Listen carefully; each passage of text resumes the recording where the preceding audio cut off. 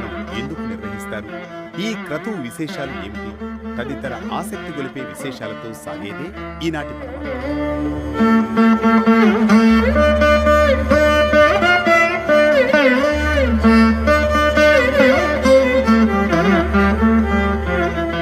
కోయిల్ అంటే దేవాలయం, ఆళ్వార్ అంటే సేవకులు భక్తులు, తిరుమంజనం అంటే పవిత్ర స్నానం లేదా శుభ్రపరిచే కార్యక్రమం.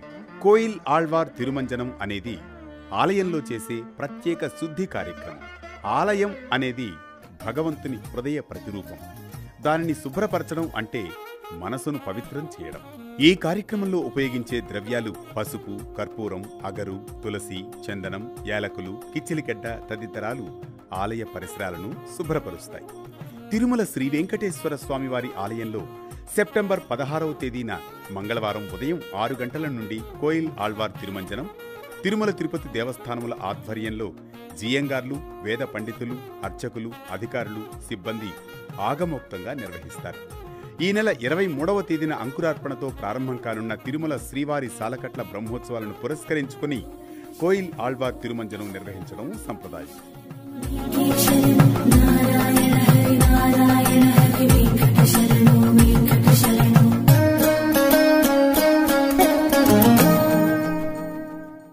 ఆనంద నిలయం, బంగారు వాకిలి, శ్రీవారి ఆలయం లోపల ఉపాలయాలు, ఆలయ ప్రాంగణం, పోటు, గోడలు, పైకప్పు, పూజా సామగ్రిని కూడా సుగంధ ద్రవ్యాలతో, జలంతో శుభ్రపరుస్తారు.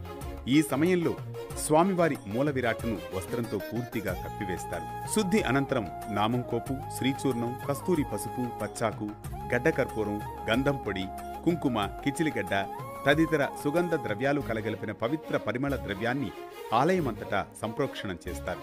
అనంతరం స్వామివారి మూల విరాట్టుకు కప్పిన వస్త్రాన్ని తొలగించి ప్రత్యేక పూజ, నైవేద్యం అర్చకులు శాస్త్రోక్తంగా నిర్వహిస్తారు. అనంతరం భక్తులను శ్రీవారి దర్శనానికి అనుమతిస్తారు. దేవాలయ శుద్ధి కోసం గర్భగుడి నుండి ప్రారంభించి ప్రధాన మండపం వరకు గోడలు, విగ్రహాలు, ఆలయంలోని ఆమూలాగ్రం పరిసరాలనంతా దివ్యమైన సువాసన ద్రవ్యాలతో శుభ్రం చేస్తారు. తిరుమలకు సంబంధించి ఏడాదిలో ఆణివార ఆస్థానం, తిరుమల శ్రీవారి బ్రహ్మోత్సవాలు, వైకుంఠ ఏకాదశి, ముఖ్యమైన పండుగలకు ముందు వచ్చే మంగళవారం రోజుల్లో ఈ కోయిల్ ఆళ్వార్ తిరుమంజనం నిర్వహిస్తారు.